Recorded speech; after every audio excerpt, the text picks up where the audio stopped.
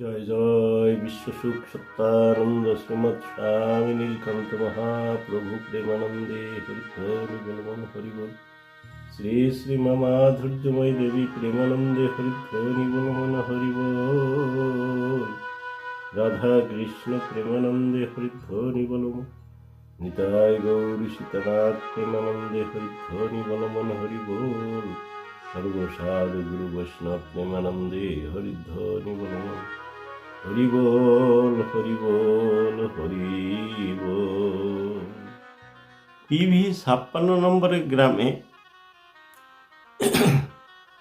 শ্রী বিবেক বলে একজন ভক্ত ছিলেন। সেই বিবেক ভক্তের বাড়িতে স্বামী প্রসাদানন্দ ব্রহ্মচারী, স্বামী সত্যদেব ব্রহ্মচারী, স্বামী গোবিন্দ ব্রহ্মচারী, এইভাবে কয়েকজন স্বামীজি সেখানে গেলেন। সেখানে বড় করে একটা শোকসভা হলো। যাই হোক, শোকসভার শেষে স্বামীজিগণ ভেবেছিলেন ওখান থেকে আশ্রমে ফিরবেন, কিন্তু কোনো কারণে সে আশ্রমে ফেরার হলো না। সবাই রাত্রে সেখানে থেকে গেলেন। যখন থেকে গেলেন তখন ওই রাত্রিতে 56 নম্বর গ্রামের পাকা রাস্তার অপর পারে হরিশ মণ্ডল নামে এক ভদ্রলোক থাকতেন বা এখনো থাকেন। বিরাট পুকুর রয়েছে, মাছের চাষ রয়েছে। তার স্ত্রী শ্রীমতী তুলসী দেবী স্বপ্ন দেখলেন যে গোবিন্দ ব্রহ্মচারী তাদের বাড়িতে এসেছেন, এবং ইতিপূর্বে তিনি গোবিন্দ ব্রহ্মচারীর নাম শুনেছেন কিন্তু দেখেননি। আজ দেখছেন স্বপ্নযোগে যে গোবিন্দ ব্রহ্মচারী এসেছেন, বহু ভক্ত তার সঙ্গে রয়েছেন, বাড়িতে বিরাট অনুষ্ঠান হচ্ছে। সেই অনুষ্ঠানের উদ্যোক্তা হলেন স্বামী গোবিন্দ ব্রহ্মচারী। এই স্বপ্ন দেখলেন। সকালবেলা উঠে বললেন যে এই গোবিন্দ ব্রহ্মচারী কে? স্বামী বেচারী উনিও জানেন না। উনি জানেন স্বামী নিত্যানন্দ ব্রহ্মচারী, স্বামী প্রসাদানন্দ প্রশান্ত ব্রহ্মচারী, স্বামী সত্যদেব ব্রহ্মচারী, স্বামী কৃষ্ণানন্দ ব্রহ্মচারী, সবাইকে জানেন। সর্বকনিষ্ঠ যে রয়েছেন স্বামী গোবিন্দ ব্রহ্মচারী, ইনি তখন প্রচার পাননি। কিন্তু শ্রীমতী তুলসী দেবী স্বপ্ন দেখেছেন স্বামী গোবিন্দ ব্রহ্মচারী। তাই তিনি সকালে উঠে যে সকলকে বললেন যে দেখুন, আপনাদের মধ্যে গোবিন্দ ব্রহ্মচারী কে আছেন আমি তো জানি না। যেই থাকুন না কেন আমাদের বাড়িতে আপনাকে যেতে হবে, বা আপনাদের সবাইকে যেতে হবে। কেন? এইরকম আমার স্ত্রী রাত্রেবেলা স্বপ্ন দেখেছে, আমাদের বাড়িতে শোকসভা হচ্ছে, বড় করে অনুষ্ঠান হচ্ছে, বহু ভক্ত সেখানে রয়েছেন, সেবা শান্তি হচ্ছে, এগুলো স্বপ্ন দেখেছেন।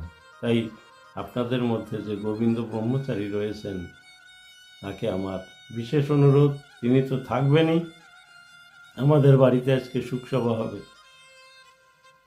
থাকতে হবে, এবং সঙ্গে আপনারা যারা রয়েছেন আপনারাও থাকবেন। সকলে থাকলেন। সেই বাড়িতে গিয়ে গোবিন্দ স্বামীজিও গেলেন, সঙ্গে অন্যান্য স্বামীজিগণ আছেন। সকলে মিলে সেখানে একটা আনন্দময় পরিবেশের সৃষ্টি হলো। ঠাকুরের কথা আলোচনা হলো, ঠাকুরের লীলা গুণগান কীর্তন হলো। তাই কেউ জানে না, কেহ নাহি জানে কার আহ্বানে শত মানুষের ধারা, দুর্বার স্রোতে এলো কোথা হতে সমুদ্রে হলো হারা।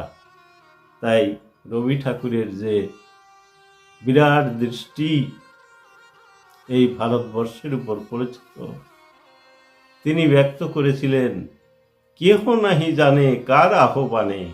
কেউ জানে না, তাই না, যে কার আহ্বানে শত মানুষের ধারা, দুর্বার স্রোতে এলো কোথা হতে সমুদ্রে হলো হারা।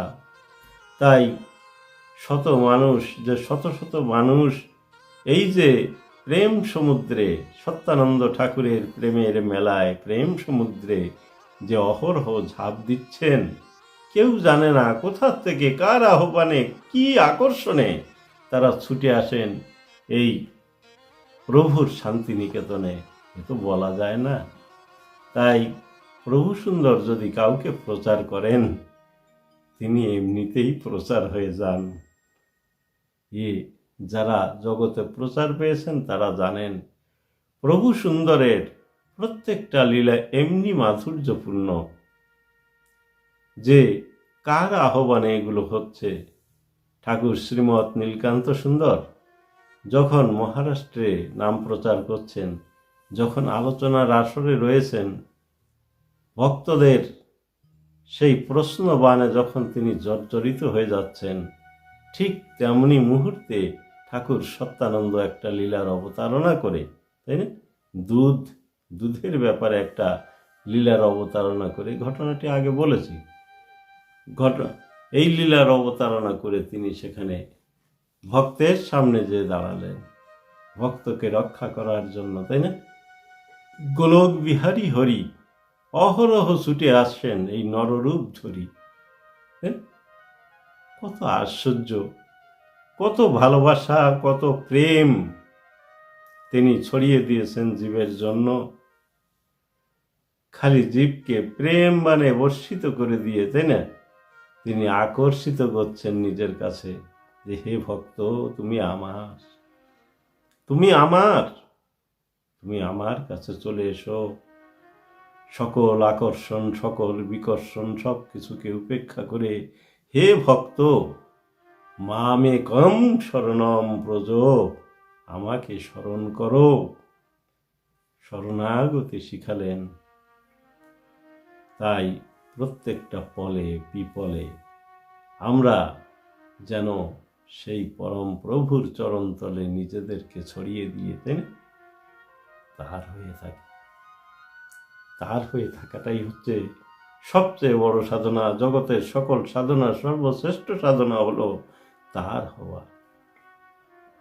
আমি তোমার। ঠাকুর শ্রীমৎ নীলকান্ত প্রভু সুন্দর যে ওই গৃহস্তোত্র পাঠের নিচে লিখেছেন, আমি তোমার, আমি তোমার, আমি তোমার। এই যে আমি তোমার হওয়া, তুমি আমার হও, এটা স্বাভাবিক কথা। হে প্রভু, তুমি আমার, এ কথা ঠিক আছে, কিন্তু আমি তোমার, এ কথা বড় বড় মুশকিল। গীতার এক পাশের কথা হলো তুমি আমার, প্রথম পাশের, আর গীতা সর্বশ্রেষ্ঠ গীতা শেষ করে যে শেষের পাতার কথা হলো, হে প্রভু, আমি তোমার।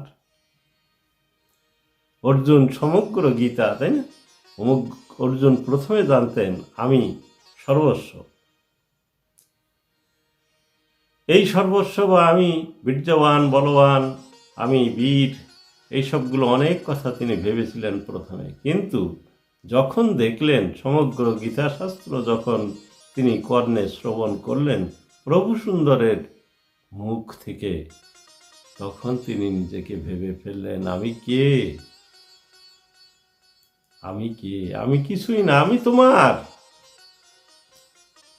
আমারও বলিতে যা আছে মহিতে, তোমারই তো সমুদয়, আমি কি দিব তোমারে প্রেমময়।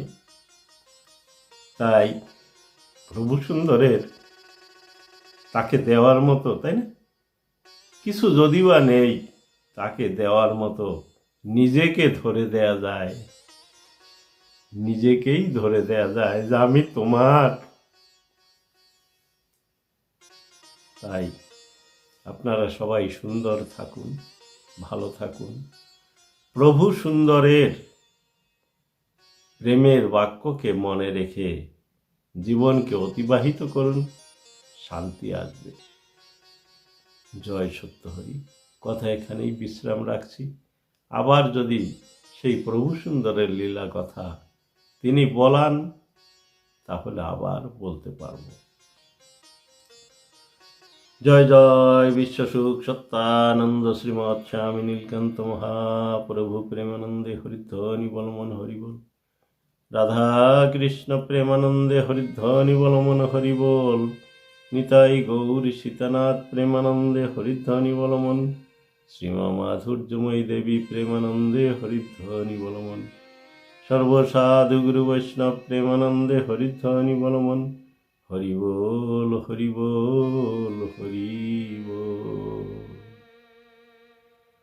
জয় সত্য হরি, সকলের মঙ্গল হোক।